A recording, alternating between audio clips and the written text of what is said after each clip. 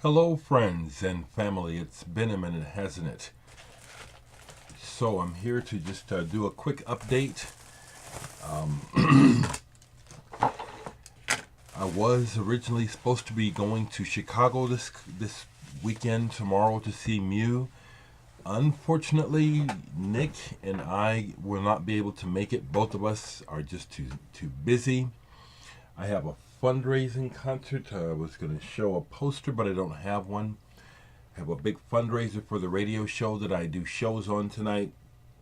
I'm going to be busy with that all night. You know, the concert, the auction, and then the after party.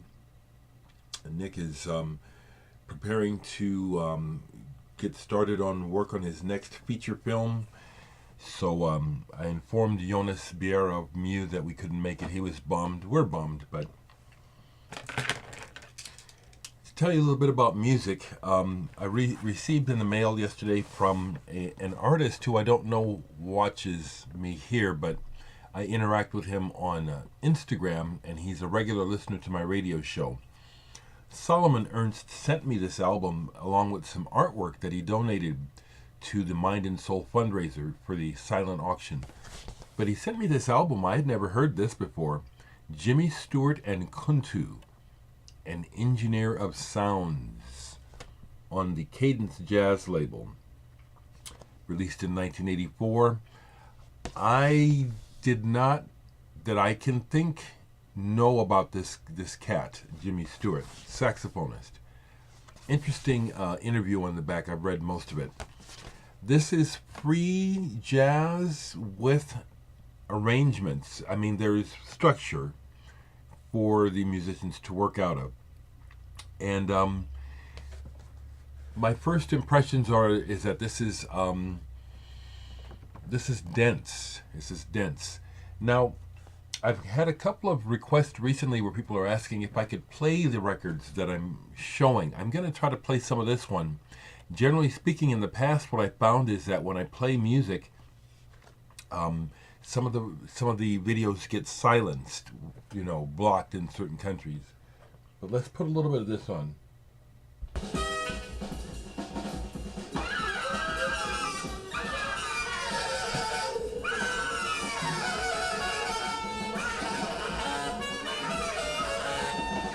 Yeah.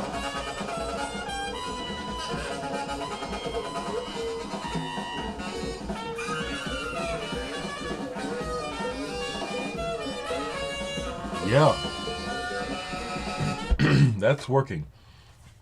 Now, looking at the personnel on the back here, no names really jump out at me as far as being people I really know anything about. If you happen to see this, Solomon, thank you for this wonderful addition to the collection. I love it. The last thing I talked about was Frets of Yore, which I'm pleased to say that I'm on. I see through posts on Facebook that some people are picking up on this and really enjoying it. So I again want to encourage you to grab this. In my last video, when I had my sisters and Floyd Norman over here, I showed this album because Floyd had mentioned he knows this guy and works with him. I had since played this. I haven't played this in a while. This is not hard to, this is cheap if you find it. On Discogs, they have several copies for like only $2. But this is James Newton Howard's very first solo album. He's a big producer of soundtracks for Hollywood, everything from the Hunger Games to you name it. But this is unique. It's his very first solo album, quite good. And you can hear on here that he has a career ahead of him. Very melodic, really, really nice. What else is sitting down here I can tell you about that I haven't talked about, or let's see here. Recently, the French actress Jeanne Moreau died, and back in the 50s, she was in a movie that Miles Davis wrote the soundtrack for, which is on this album, Miles Davis jazz track. L'ascenseur pour l'échafaud, Elevator to the Scaffold. This is an original 1958 pressing. Really nice, moody album. listened to this all the way through the other day. Really good. What else right quick? It's been a Catherine Wheel type. So, let me see if I can.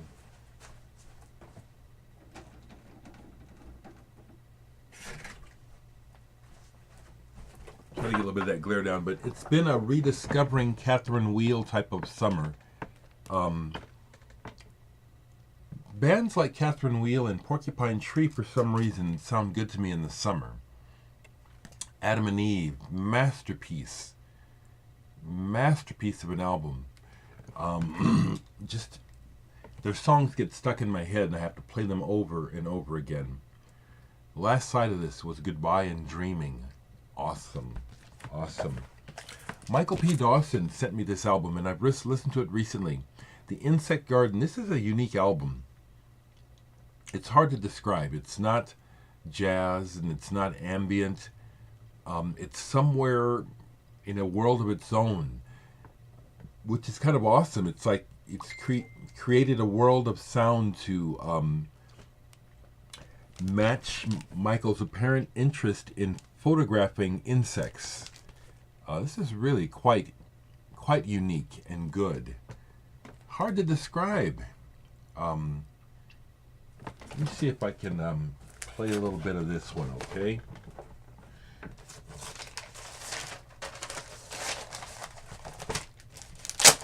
Yeah, I'm bummed that I can't go see Mew. I've seen them before, but like I said, it means so much just the fact that they're friends. You know, Jonas is a friend of mine, so we stay in touch.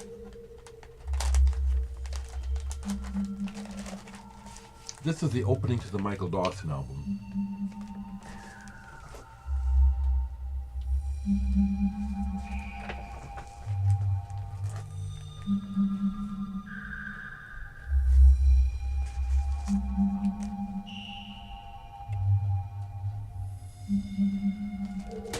This is a cool album. It is. It's cool music.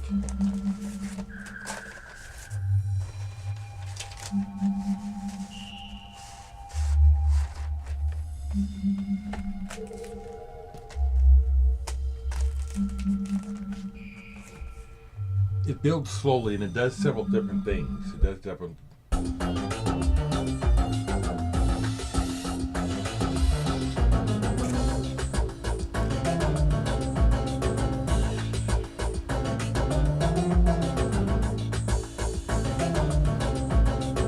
Pretty cool, huh?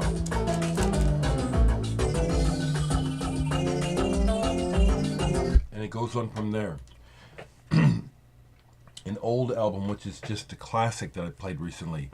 Popol Vuh's first album, Abendstunde. This is an original copy, German pressing. Very atmospheric,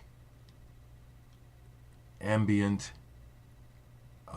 droney, spiritual. Wonderful album, Abendstunde. The Gods, the album Genesis by The Gods. This is an album that Ken Hensley was in before he started the band Uriah Heep. And there's a real trajectory.